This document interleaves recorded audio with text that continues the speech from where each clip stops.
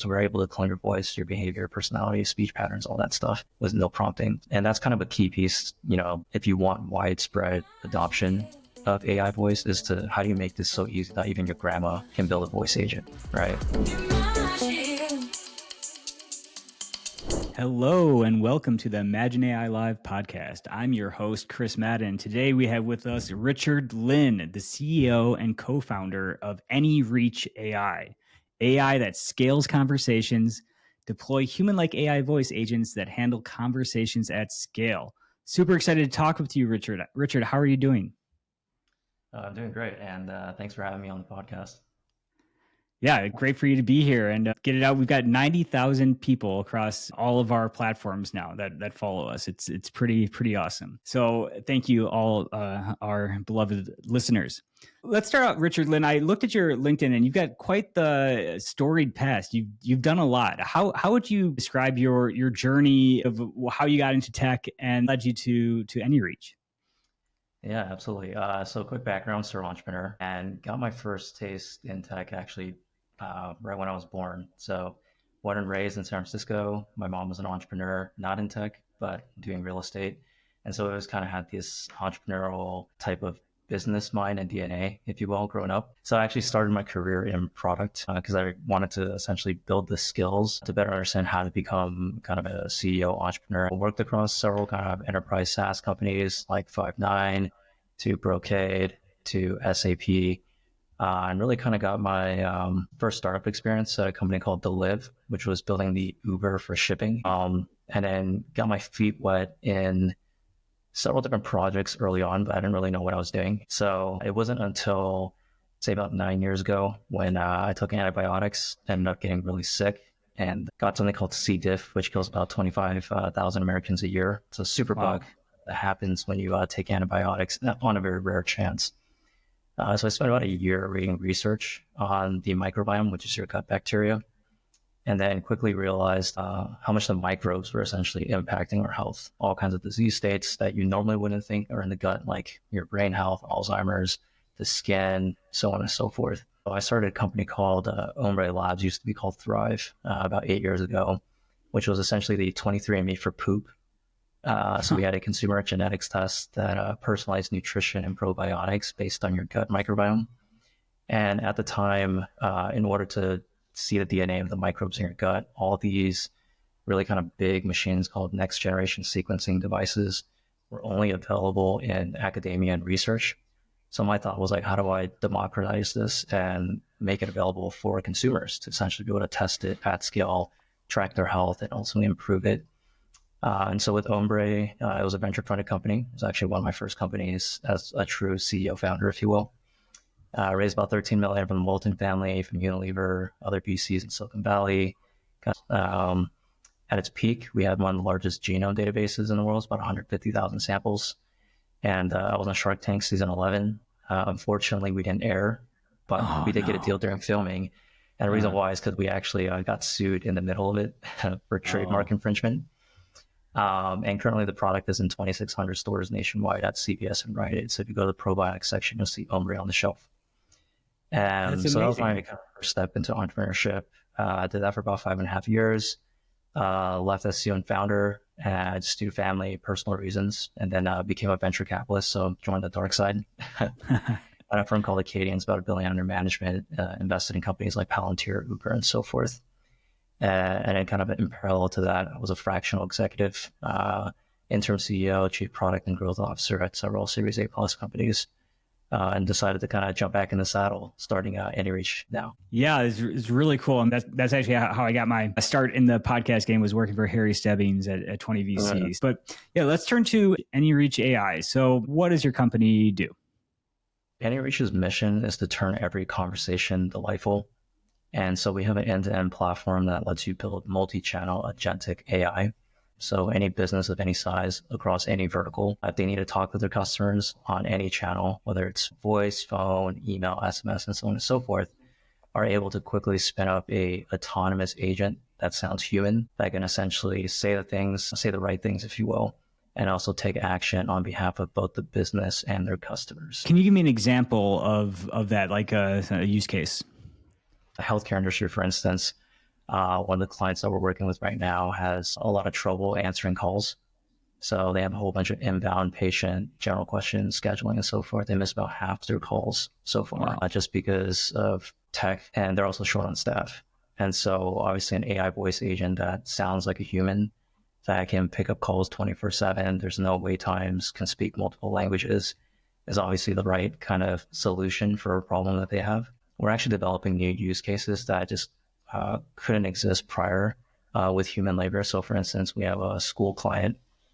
Their main KPI is like enrollments. So they're trying to get as many butts in seats because the government essentially pays them $15,000 a year per student that they enroll.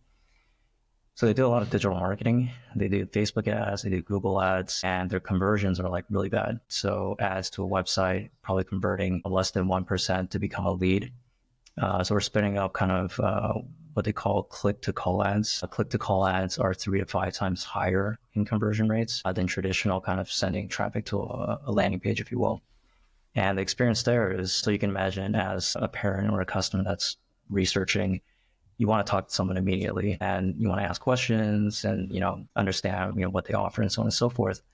But traditionally with human labor, when you call in, you need folks on call, ready to go for every click. You also have to train these folks and onboard them to know every single detail about the business because, the questions can be so free-forming and go all over the place, right? Mm-hmm. And then the last thing is humans only work 8 to 5 during business hours. So traditionally with a click-to-call ad for 16 hours during a day, you can't actually run the ad.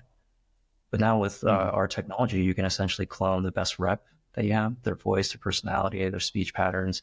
They can speak 24/7. So every single so this expanded use case that just traditionally couldn't work. And obviously with human labor on a click-to-call ad, the economics are also very expensive because every click you also have to factor in the cost of the hourly rate of that rep. But with AI now it's extremely affordable. So we're starting to see, obviously the common use cases to be solved, but also new use cases to be defined. You're basically talking to advanced voice on ChatGPT, which a lot of people have played around with. But that person knows your specific knowledge, your company's specific knowledge, and all of the ways that they can help you. Do you have people that you're working with currently? You have clients, paying clients? So we made a public announcement that we exist to the world about 7 weeks ago. We're at a 7-figure run rate since then. So in 7 weeks, we've closed close to about 10 enterprise clients. So we haven't opened up our quote unquote self-service kind of, individual. You just go in and create an agent. So most of our average contract size is like, 100K plus. And the types of clients are kind of all, essentially all over the place. So enterprise SaaS to BPOs to travel to healthcare, financial services, education. I mean, pretty much anybody that needs to have a conversation with their customers ends up saying we need this solution. That's what's so awesome about AI is that it's gonna hit everything. It's gonna improve a lot of areas. Well, congrats on that. This 7 weeks of coming out of the dark, and you've already got a 7-figure run rate. That's great. How does the pricing compare? Well, I presume that this is going to get cheaper as the tech gets better, and you're going to be able to offer more. What's the current offerings? Yeah, so because the space is so nascent, we generally go into a deal thinking about the discovery process, and it's pretty comprehensive. Right. So we don't always go in and say, hey, we're a voice solution, come buy us, because we actually think that's the wrong approach. Like a business is like a country or economy. It's very sophisticated and complicated, right? There's also secondary challenges that they're not thinking about. So I'll give you an example here. The school client that we're working with, they want to deploy voice, right? They have a whole bunch of leads, probably around 6,000 leads of parents that they just don't have enough people to call. They have one person doing calls, right? But as we kind of dived in, we realized that their entire data infrastructure was completely broken. So they have HubSpot for CRM. They have 6 different Google Sheets. They have 2 other education tech providers that house parent data. So all of a sudden you have 8 data silos of duplicate data, overlapping data of parents on all areas of their journey.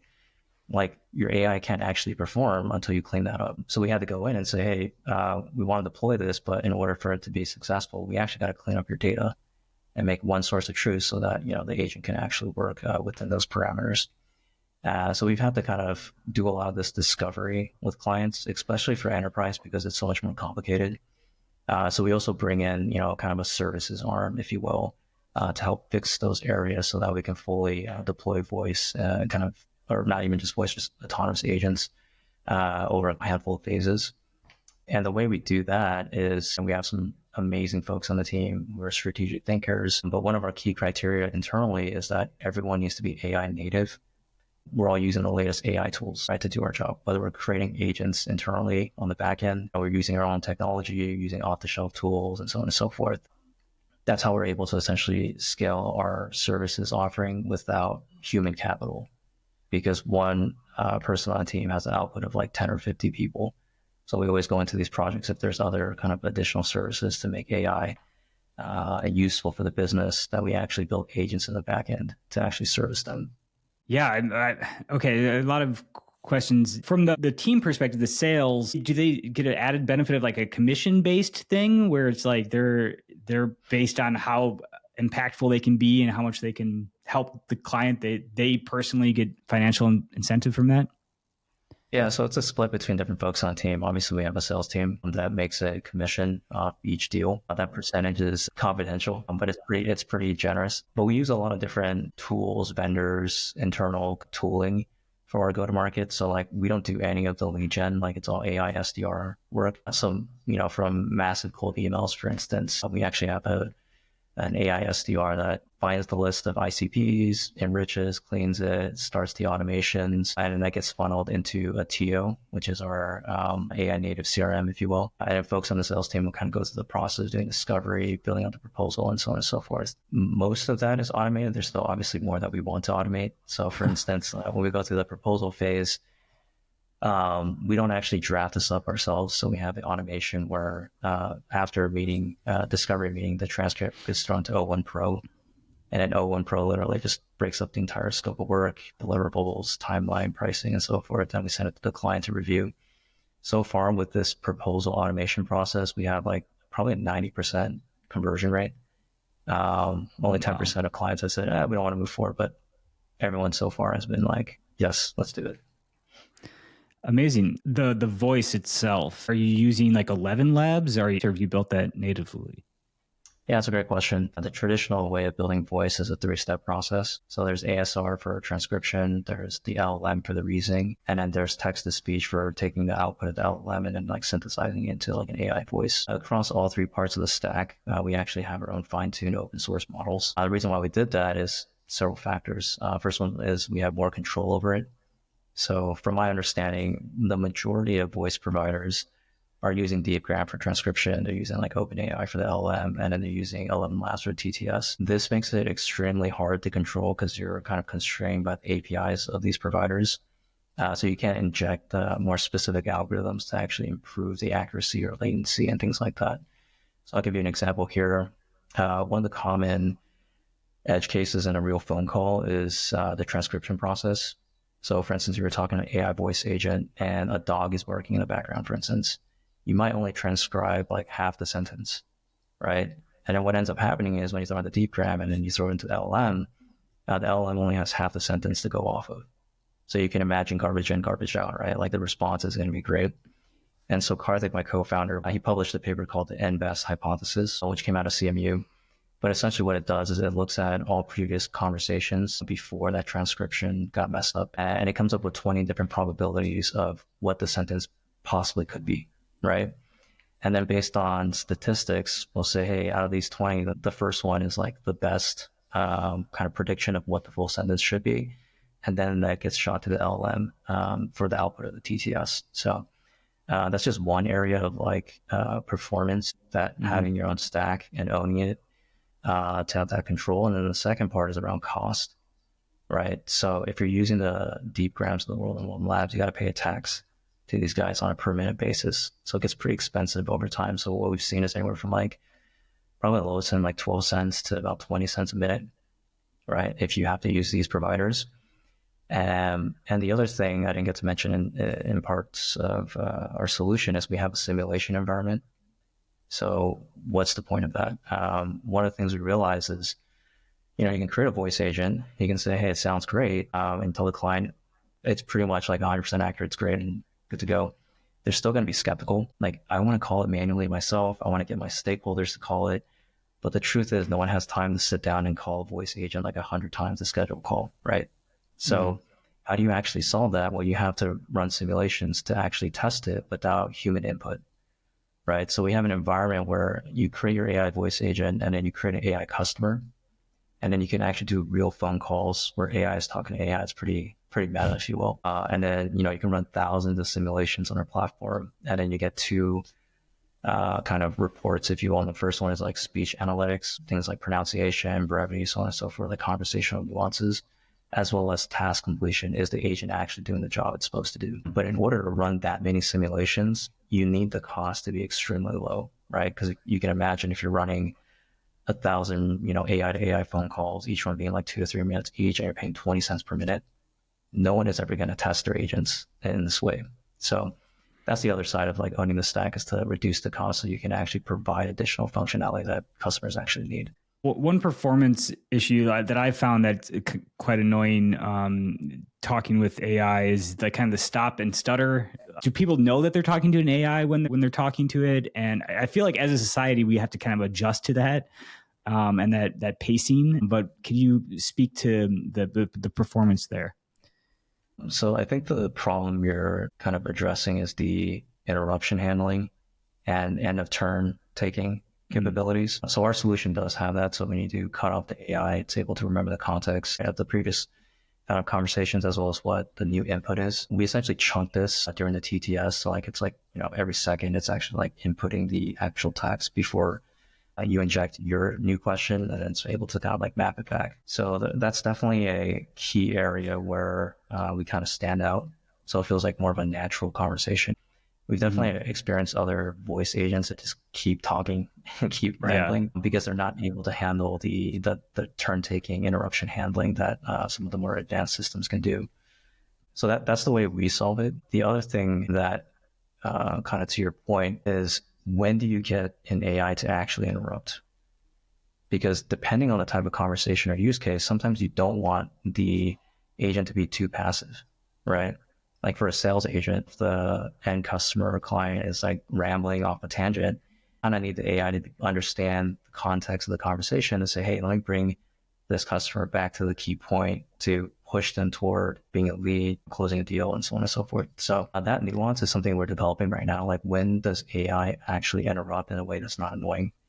And if we can hit that right, it's going to completely change the game for how voice is going to be deployed in the future. Well, and so we've already seen like quite rapid advancements. Where do you see the technology of voice AI and conversational AI going? The way I like to think about this is like, how do you dissect human psychology, behaviors, and those nuances like in a normal conversation? That's kind of an area where AI is not great at.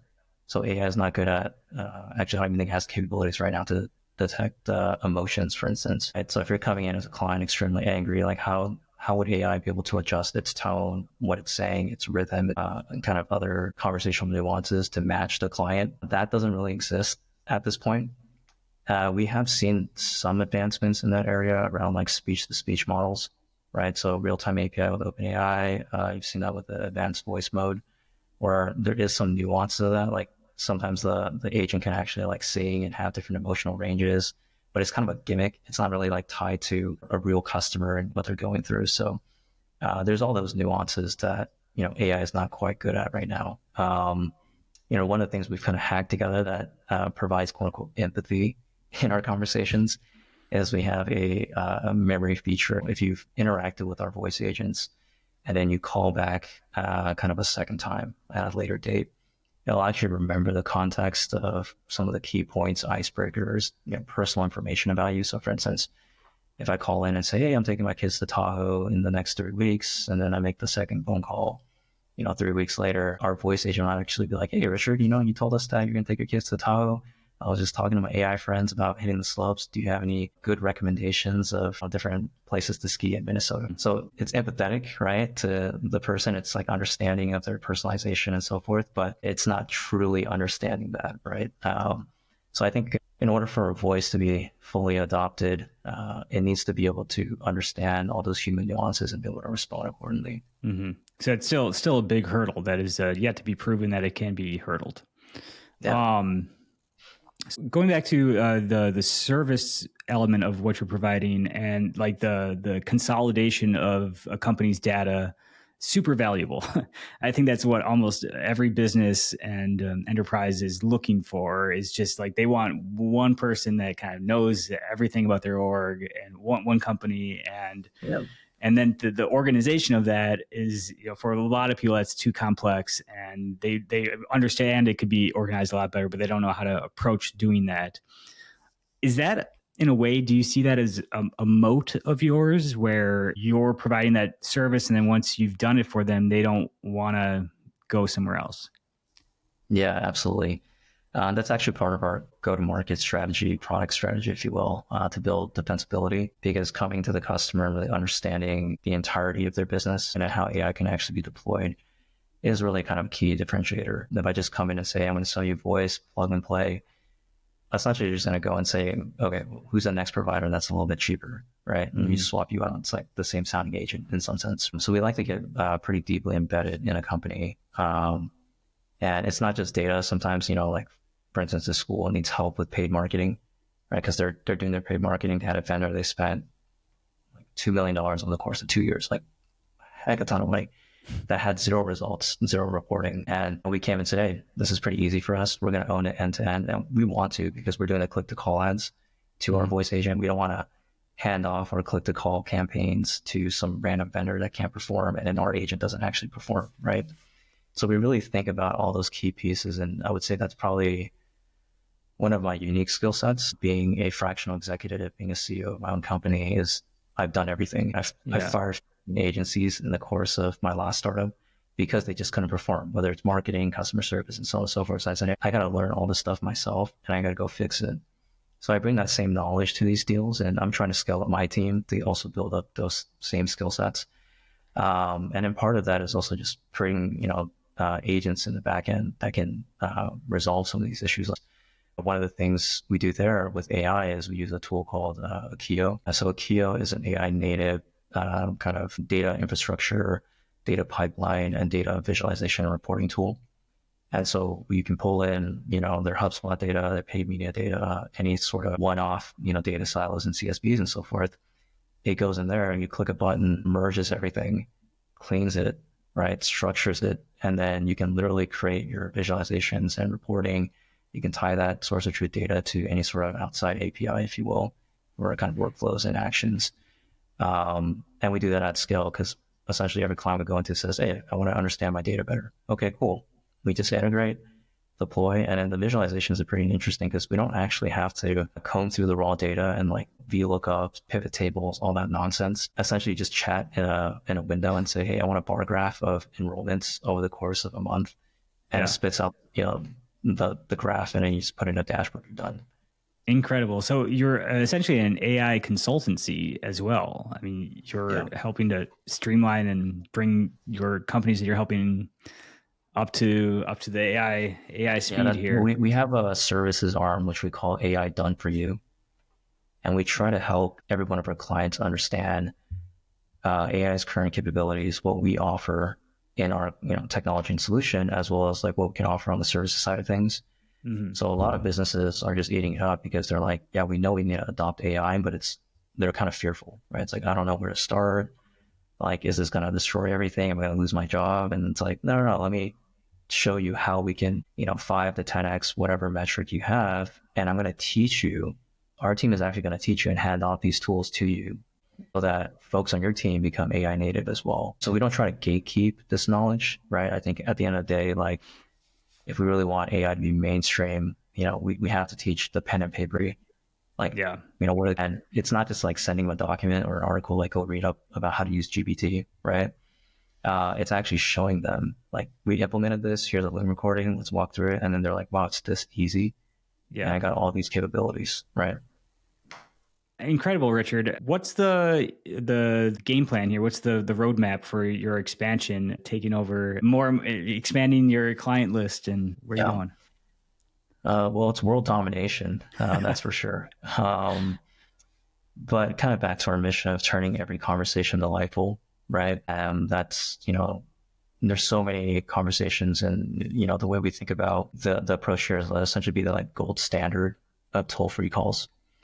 And so there's about 42 million toll-free numbers in the US, about 300 billion inbound, outbound calls every year to businesses. And they all suck, right? Whether you're going to voicemail, a busy line, or, other kinds of things where, a customer satisfaction is pretty poor. So we want to own all those toll-free numbers. We want to own every single conversation that happens with businesses. And, that's a pretty bold vision, if you will, but I think it's very doable, in part because of the technology we built. Building an agent is extremely fast on our platform. Traditionally, if you're trying to build a voice agent, it's a ton of prompt engineering. So I'll give you an example. Just like you would prompt GPT with your task, your instructions, your role, guardrails, it gets even more nuanced with speech. So essentially, you have the hard code phonetics. So the way we pronounce Coke, AI might say Cokie. And so you can imagine all the unstructured string of words in a conversation, like first, last names, and so on and so forth. And that's just on pronunciation. There's brevity and all these other kind of conversational nuances to make it sound human. So essentially, to create a voice agent today, you're writing a ton of prompts and hard coding a whole, like an entire dictionary of phonetics, if you will, right? And then the second part is like getting a voice agent to actually act when you orchestrate an API call, function call in a conversation. And the way you currently do it is you create a bunch of if-then statements. If conversation goes this route, then look at the calendar API to like find availability, for instance, right? And each one of those nodes is a prompt. So you can imagine if you have a pretty complicated voice agent, you could have like 15 to 20 pages of prompt engineering, and you don't actually know which prompt is working and not. So we allow you to essentially build an agent through a zero-shot prompting process.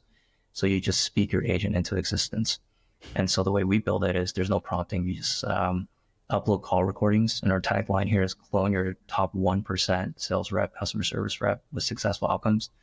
And if you don't have call recordings, then you essentially do a role-playing call. So an AI agent will literally call you.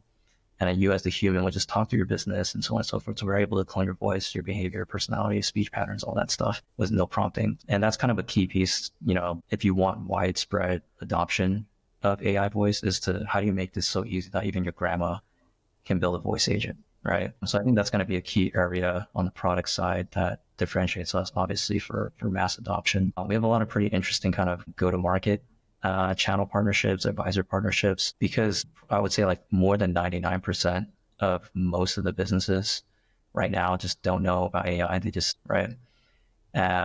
So it's a whole new market, and every vertical, especially in the enterprise, it's all based on relationships, right? So for instance, we're working with a BPO right now that is specifically tailored to the healthcare industry. And these folks, they don't do a lot of digital. They usually, have conversations and deals through conferences, events, in-person meetings. And it's who you know. It's like, hey, I know Bob. I've been working with him for like 15 years, right?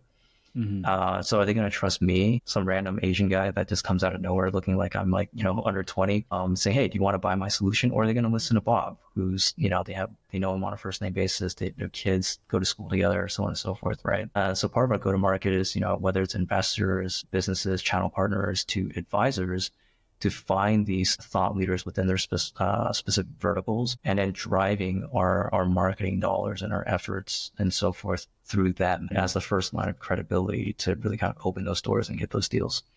So that's how we're scaling go-to-market across every vertical, rather than trying to like do direct sales to each individual company and saying, will you take a meeting with me?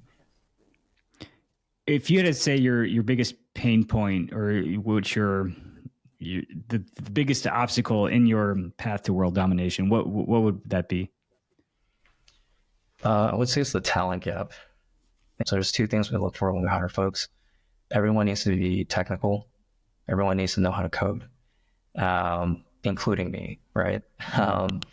And the reason why is because the technical folks, and usually they're like computer science, engineering type of background, they're able to think at a level of abstraction that most folks can't, right? So when you're going to like an enterprise deal, you have to like first principles and really understand the challenges and how do you like define solutions and so on and so forth. Like there's a ton of abstract thinking to like map it all together, right? We also like folks that are technical so they can actually go debug and build things rather than waiting and saying, well, I'm in marketing, so I'm still waiting for the engineer. It's like we're moving at a speed and a pace that doesn't allow that. And then the second part is being AI native. Like I mentioned, for us, like full stack development is like lovable for the front end, cursor on the back end, we use Supabase. So we have all these kind of different tools across business and product and engineering, where if you don't have that skill set, you're kind of like yesterday's news, unfortunately. So we've interviewed, very talented, for instance, engineers, and it's like, hey, have you ever played around with any of these AI tools? Like, no. And I was like, well, your output is going to be much slower than the rest of the team. So finding folks that are, obviously technical, even if they're not in engineering and they're also AI native or has some curiosity to play around with it is like a very small supply of people. So it's been pretty challenging to find folks like that that can come and support what we're doing here. And I suppose your sales team, they have to have those things and the EQ as well, and the salesmanship. Cool. Final question. Where do all the phone operators and the people that were making these calls, where do they go? Yeah, that's a great question. I mean, I think this applies to every single job that's being impacted by AI, not just the phone operators and so forth. But I think what we're going to see in the next, say, like 12, 24 months as AI becomes more prominent in businesses is, unfortunately, some jobs are going to be, severely reduced, but not completely replaced. And what do I mean by that? We're not at Systems 5 AGI, where it's completely autonomous, super intelligent, it can run all the tasks for you, right? We're at Systems 3, which is like agents that can carry out tasks, but it still requires human supervision. And so we're essentially going to see, let's just talk about phone operators, like they're going to evolve into AI trained operators because AI is going to still need a fallback with a human in the loop to actually resolve a real call if AI starts hallucinating or failing or whatever you want to call it. And what they're going to end up doing is not only resolving the call, but also labeling the calls, right? And so we initially saw this with autonomous driving, right? With Waymos of the world and so forth. It wasn't like day one, these cars could just like drive by themselves. Essentially what happened in the back end is they hired a company like Skill.ai and they sent them a whole bunch of videos, whole bunch of images of just street information, right? And then you had a huge team in the back end that would essentially say, this is a stop sign, this is a dog, this is a truck, this is a car. And you have enough labeling data to essentially have AI train on that to actually be fully autonomous. So we're at that stage where I think at least in the short to midterm that, a good portion of the operators will obviously not have work, but there will be a select few that will become AI trainers for the business, and they'll be here for a while. So. Do you have any thoughts on new sectors of the economy that are going to open up because of AI? I think as we approach AGI, the current things that we pay for that are not really based on productivity is probably going to grow. So I'll give you an example. Like we pay celebrities and artists and so forth to view their movies and listen to music and things like that. So that creative space, I think, is going to expand because like AI is not necessarily going to replace, right? Like, you're not going to go and watch a digital version of Usher dancing. You got to go watch Usher in person in a concert, right? So I think there's going to be more room for kind of creative opportunities, and folks in that space will probably get paid a pretty healthy amount or a healthy sum. And I think, as I mentioned, the training human in the loop side of things is going to be a key piece because, the foundational models have pretty much scraped the entire internet. It's about 1% of all the data in the world. The other 99% is all private data, and most of that private data is within enterprises, right? Because, it's not like Oracle's opening up their books and saying, here's our, all our client data and so on and so forth, right? So what happens to that 99%? Like, how do you pre-train and do inference and all that kind of stuff? You do still need a human in the loop to, oversee the process, whether you're building out agentic capabilities or actually like approving and doing QA on the output of these agents. So I think there's going to be a whole shift of training models and, training outputs of agents as a whole new kind of job category, if you will. Super interesting, Richard. Well, this has been a fascinating conversation. I would love to be able to get you to Imagine AI Live. That's May 28th to the 30th in Las Vegas at the Fountain Blue, all our listeners. And I'll give you more details on that later, Richard. All right. Well, I'm excited. I haven't made a Vegas trip in a while, so Awesome. And anything else you want to tell our listeners? Where can they find your company? Where they can find you? Yeah, so you can find Anyreach at anyreach.ai. We're on all the social channels. So I just look up Anyreach across TikTok, Instagram, LinkedIn, so on and so forth, and you'll see us. But yeah, thank you for having me on the podcast. Super excited, and look forward to getting it live with your audience. Awesome. Thank you, Richard.